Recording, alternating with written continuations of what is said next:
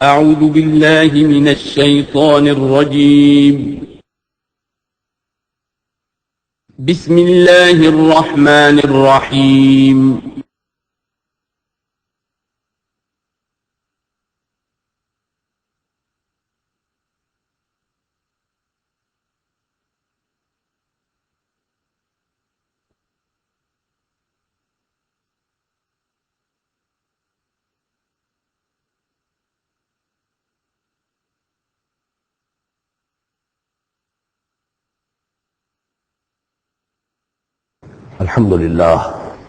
الحمد لله وكفى والصلاة والسلام على عباده الذين اصطفى،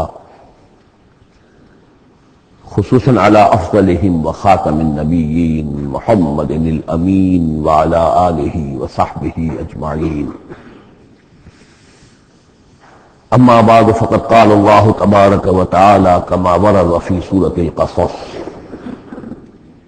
اعوذ باللہ من الشیطان الرجیم، بسم اللہ الرحمن الرحیم.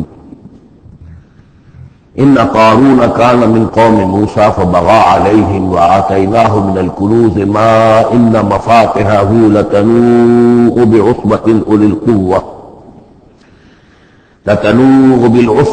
القوة اذ قال له قومه لا تفرح ان اللہ لا يحب الفرحین وابتغ فيما آتاك الله الدار الآخرة ولا تنس نصيبك من الدنيا وأحسن كما أحسن الله إليك ولا تبغ الفساد في الأرض إن الله لا يحب المفسدين. صدق اللہ العظیم.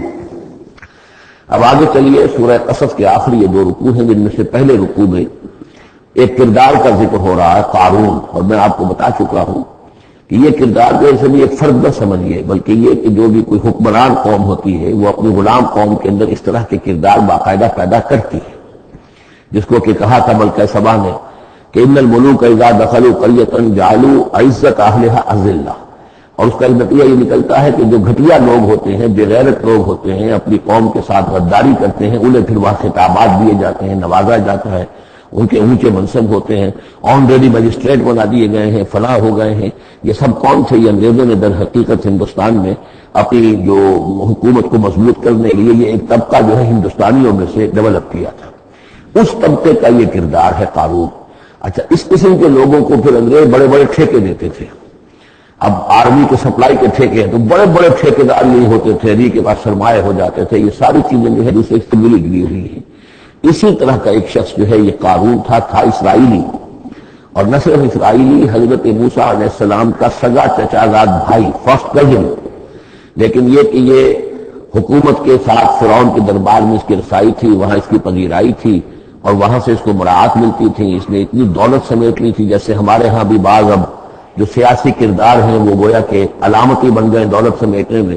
تو بے تحاشا دولت اس نے جمع کر لی تھی. اب اس کا کردار سامنے آ رہا ہے. ان قارون کان من قوم موسیٰ، یقیناً قارون جو ہے وہ موسیٰ کی قوم ہی سے تھا.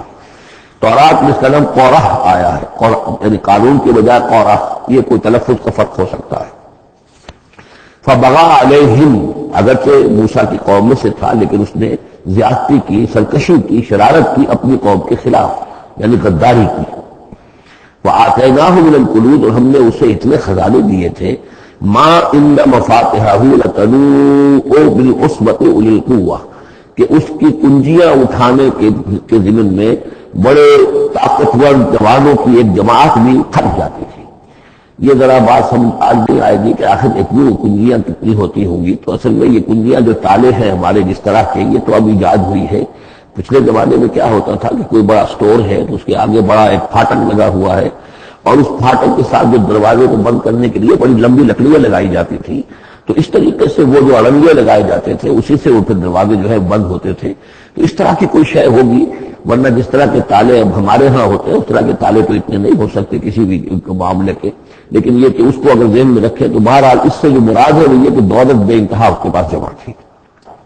اذ قال له قومه، جبکہ اس سے کہا اس کی قوم نے، لوگوں نے کہا، کچھ بھلے لوگ بھی ہوں گے، جیسے ہم مکالمہ سورہ کہف میں پڑھائے، دو آدمیوں کا مکالمہ تھا ایک وہ درویش تھا اور وہ عارف باللہ تھا، اللہ پر ایمان رکھنے والا تھا، اور ایک وہ تھا کہ جو دولت میں مست ہو گیا تھا، مال مست تھا۔ تو وہاں کچھ لوگوں نے جو اچھے لوگ ہوں گے ان سے کہا، اس سے قارون سے، لا تفرح ان اللہ لا يحب الفرحین۔ یہ ذرا یہاں پر 4 چیزیں 5 چیزیں جو آ رہی ہیں گنتے جائیے کہ ایسے لوگ جن کے پاس بہت سی دولت جمع ہو گئی ہو ان کو ان 4-5 چیزوں کو پیش نظر رکھنا چاہیے۔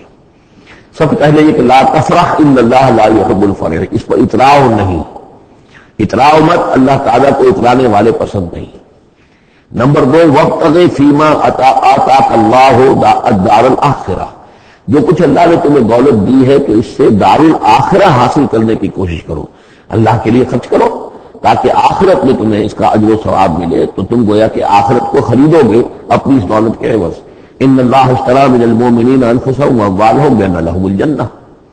نمبر 3، ولا تنس نصیبک من الدنیا، معلوم ہوتا کہ بخیل بھی بہت تھا کہ وہ اپنے اوپر بھی کچھ خرچ نہیں کرتا تھا، جمع کرنے ہی کے اس کو فکر دامنگیر رہتی تھی۔ اور مت بھولو خود اپنا حصہ بھی دنیا میں سے، جیسے کہ ہم نے سورہ اعراف میں پڑھا تھا کہ کل من حرم زینۃ اللہ التی اخرج لعبادہ والطیبات من الرزق، اگر اللہ نے کسی کو کچھ دیا ہے تو پھر وہ اچھا کھائے اچھا پہنے، اس میں کس نے حرام کیا ہے؟ وہ رہبانیت کا انداز تو نہیں ہے۔ اور یہ بھی ہم پڑھ چکے ہیں سورہ الفرقان میں کہ وہ جو اللہ کے جو نیک بندے ہیں عباد الرحمن ان کے اوصاف میں سے ہے والذین اذا انفقوا لم یسرفوا ولم یقتروا، وہ لوگ کہ جو خرچ کرتے ہیں تو نہ تو اسراف کرتے ہیں لیکن اس کے ساتھ ہی بخل سے بھی کام نہیں لیتے۔ تو یہ بخیلی مت کرو، اور اس جو دولت تمہیں اللہ نے دی ہے اس سے کم اپنی ذات پر بھی خرچ کرو، اچھا کھاؤ اچھا پہنو۔ چوتھی چیز، وَأَحْسِنْ كَمَا أَحْسَنَ اللَّهُ إِلَيْكَ، اور لوگوں کو احسان کرو، لوگوں کے ساتھ بھلائی کرو جیسے اللہ نے تمہارے ساتھ بھلائی کی ہے۔ اللہ نے تمہیں دولت دی ہے تو جو بھی تمہاری قوم کے یا اور دوسرے لوگ بھی ہوں، ان میں تو کوئی علیحدہ تخصیص نہیں ہے، غریبوں کا، محتاجوں کا، مسکینوں کا، ان کا جو حق ہے، وفی اموالہم حق معلوم للسائل والمحروم، تو اس میں سے یہ ہے کہ اللہ نے تم پر احسان کیا ہے، یہ دولت دی ہے تو تم لوگوں کے ساتھ احسان کرو۔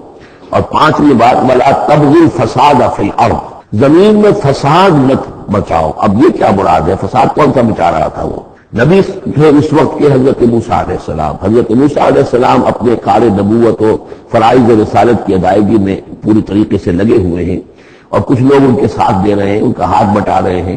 اب کچھ لوگ اس کام میں جب اڑنگا ڈالیں گے تو گویا کہ یہ فساد فی الارض ہے۔ اللہ تعالیٰ جو خیر چاہتا ہے موسیٰ کے ذریعے سے وجود میں آئے، اب اگر آپ موسیٰ کی مخالفت کریں گے، اس کی اسکیموں کو ناکام کرنے کی کوشش کریں گے، یہ وہی بات ہے جو منافقین کے بارے میں سورہ بقرہ کے دوسرے رکوع میں آ چکی ہے